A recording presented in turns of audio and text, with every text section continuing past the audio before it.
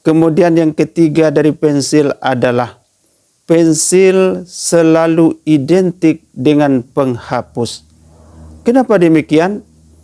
Karena pensil terkadang berbuat salah. Salah dalam coretan, salah dalam goresan. Maka ada kesempatan bagi pensil untuk menghapus kesalahan yang dibuatnya. Demikian juga manusia selaku manusia yang tempatnya salah dan khilaf, identik dengan kesalahan.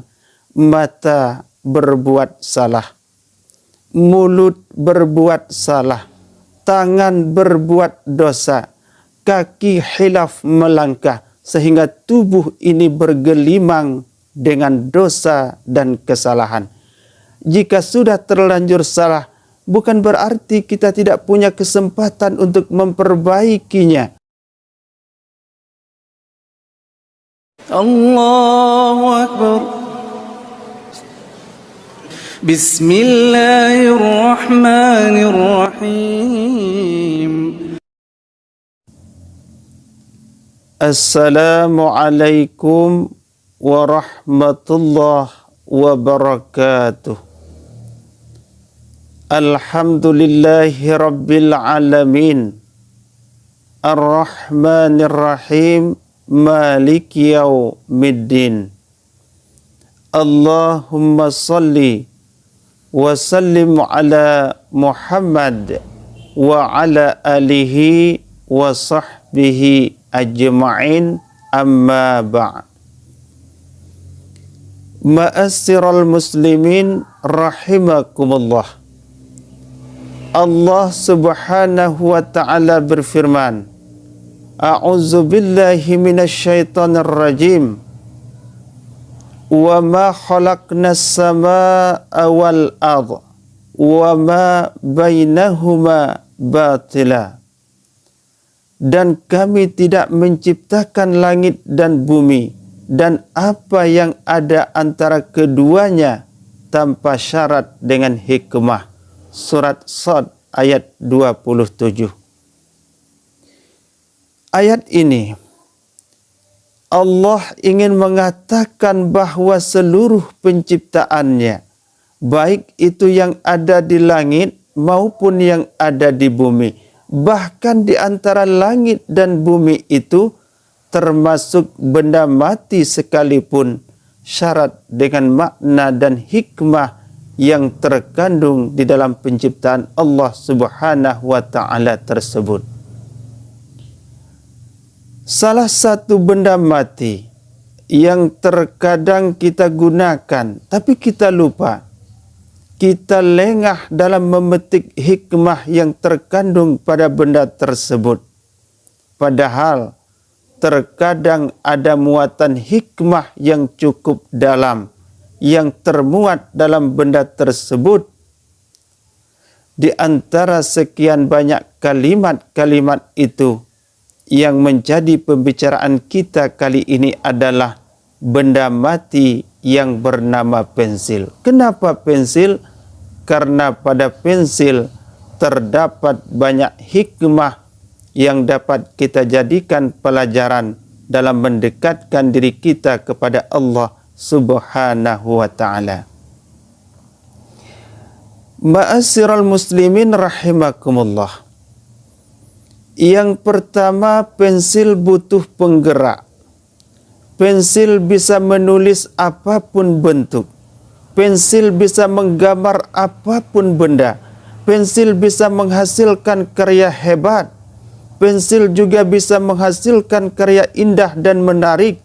Bahkan terkadang bisa bernilai bukan hanya puluhan juta, tapi bahkan mencapai ratusan juta. Tapi walaupun demikian hebatnya sang pensil, ingat, pensil tidak boleh bangga dan takabur. Pensil tidak boleh ujub dan sombong. Kenapa? Karena pensil tidak bisa menghasilkan karya hebat. Pensil tidak bisa menghasilkan karya menarik. Bahkan pensil tidak berbuat apa-apa tanpa tangan yang menggerakkannya. Demikian juga halnya dengan manusia. ketika manusia mencapai puncak karirnya, punya jabatan yang menggiurkan, punya keturunan yang hebat, punya fasilitas yang memikat, kehidupan yang terus meningkat, segala macam keperluan bisa mudah didapat, semua orang tunduk dan hormat. Ketika puncak kesuksesan bisa diraih, manusia jangan lupa diri, jangan takabur. Kenapa? Karena tanpa bantuan Allah Subhanahu wa ta'ala, tanpa pertolongan Allah, tanpa anugerah Allah, niscaya semuanya tidak akan pernah terjadi. Kenapa demikian? Karena manusia itu lemah, karena manusia itu tidak punya kuasa, karena manusia itu bergantung sepenuhnya kepada Allah Subhanahu wa ta'ala. La haula wala quwwata illa billahil aliyyil azim. Tiada daya dan upaya serta kekuatan kecuali atas pertolongan Allah Subhanahu wa ta'ala. Ma'asyiral muslimin rahimakumullah. Kemudian yang kedua dari pensil. Pensil butuh berhenti untuk meneruskan kerjanya. Ia butuh untuk diraut agar kembali tajam. Mungkin rautan tersebut sedikit akan menyakiti sang pensil, membuat pensil terkadang perih, membuat pensil terkadang tersiksa atas rautan tersebut. Tapi setelah rautan itu selesai, pensil akan kembali tajam, ia kembali kuat dan siap digunakan untuk bekerja. Seperti itu juga manusia. Dalam hidup akan mendapatkan ujian, cobaan, sakit dan kehilangan.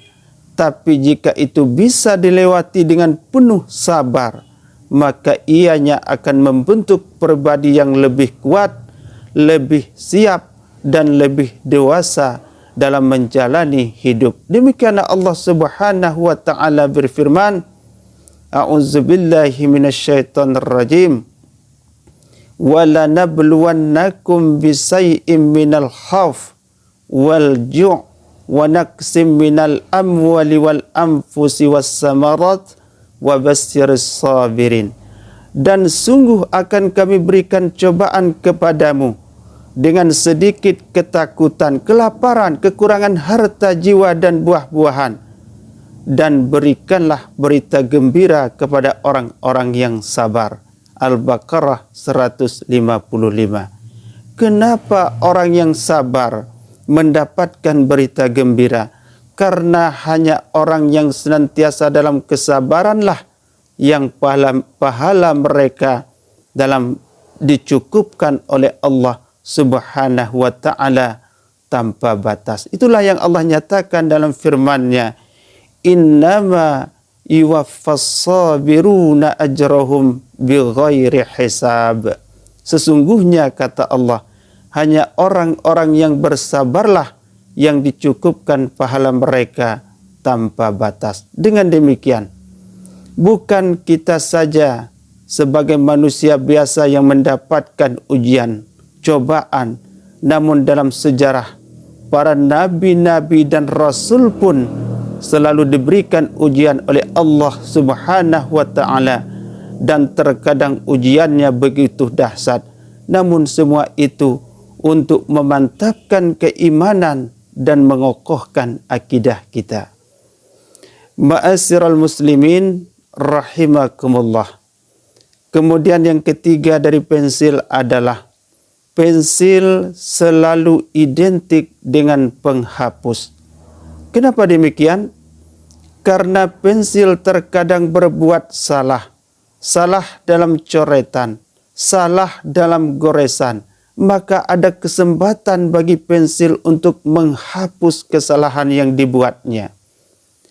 Demikian juga manusia selaku manusia yang tempatnya salah dan khilaf, identik dengan kesalahan. Mata berbuat salah, mulut berbuat salah, tangan berbuat dosa, kaki khilaf melangkah, sehingga tubuh ini bergelimang dengan dosa dan kesalahan. Jika sudah terlanjur salah, bukan berarti kita tidak punya kesempatan untuk memperbaikinya. Maka Allah Subhanahu wa ta'ala memberikan kesempatan kepada kita untuk bertobat, menyesali kesalahan yang kita perbuat, supaya kita bisa lebih baik lagi dari yang sebelumnya. Demikian Allah nyatakan dalam firman-Nya, A'udzubillahi minasyaitonir rajim. Innallaha yuhibbut tawwabin wa yuhibbul mutatahhirin. Sesungguhnya kata Allah, Allah menyukai orang-orang yang bertobat dan menyukai orang-orang yang mensucikan dirinya. Al-Baqarah 222. Ma'asyiral muslimin rahimakumullah. Kemudian yang ada pada pensil dan yang terpenting yang ada pada pensil adalah arangnya. Bagian terpenting dari pensil adalah arangnya. Sebagus apapun kayu pembalut arang, secantik apapun warna penghias kayu, namun jika arangnya rapuh, mudah pecah, kabur, niscaya karya-karya indah tidak pernah terlukiskan oleh sang pensil. Nah, demikian juga halnya dengan manusia. Yang terpenting dari manusia adalah hatinya. Pensil bisa menggambar yang baik, pensil bisa melukis yang indah, pensil bisa menghasilkan karya yang besar. Itu semua dikarenakan arang yang ada di dalamnya bermutu dan berkualitas tinggi. Inilah manusia kaum muslimin rahimakumullah. Manusia bisa sabar dan berprasangka baik kepada Allah Subhanahu wa ta'ala atas ujian yang diberikan kepadanya karena hatinya jernih. Manusia bisa berbicara sopan, bisa berkata santun dan bersahaja juga dikarenakan hati yang baik. Lintasan pikirannya positif, tidak takabur, tidak angkuh, tidak sombong, juga ditunjang hati yang jernih. Bisa beramal dengan ikhlas kepada Allah, juga dikenakan hati yang bersahaja. Maka dengan demikian, yang terbagus di dalam pensil itu adalah arangnya. Demikian juga dengan manusia. Sehebat apapun jasadnya, semewah apapun pakaian yang dipakainya, sehebat apapun karyanya, jika hatinya tidak baik, maka ini akan tergolong sia-sia di hadapan Allah Subhanahu wa ta'ala. Sebab kata Allah mengatakan, nanti pada hari kiamat yang bisa menghadap Allah illa man atallaha biqalbin salim. Yang bisa menghadap Allah adalah yang membawa hati yang bersih. Semoga bermanfaat untuk kita semua. Ihdinas siratal mustaqim. Wassalamualaikum warahmatullahi wabarakatuh.